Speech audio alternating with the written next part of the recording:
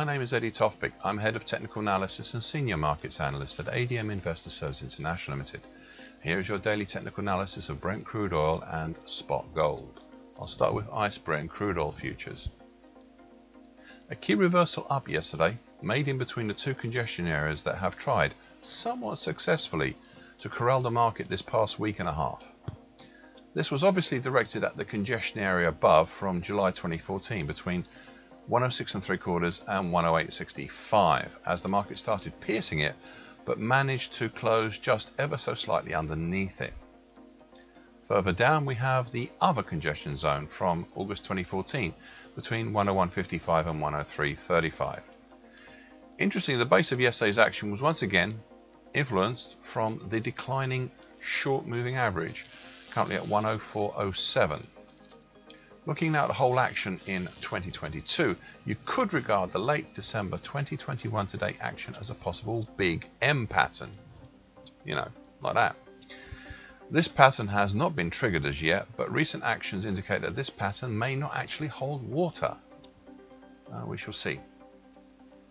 So far today, a higher opening within the congestion area overhead and a slow push up through it, beyond it. On the top side above it, we have the flatlining medium moving average currently at 110.44 and also the short medium moving average currently 112.34. Spot gold.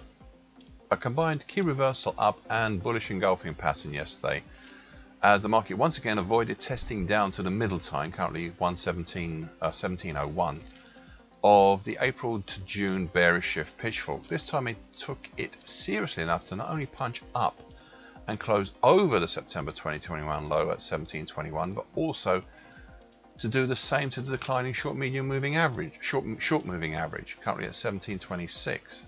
Now prices topped out yesterday at the recent early July small congestion area between 1738 and 1743.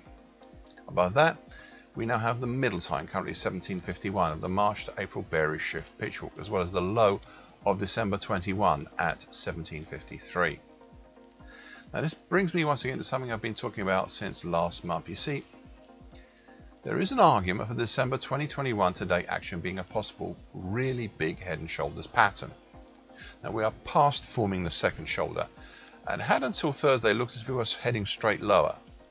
Now, it would not be unreasonable to see prices revert, rise as far as the neckline for this pattern, which is currently 1792, which is some way off, and then revert back down.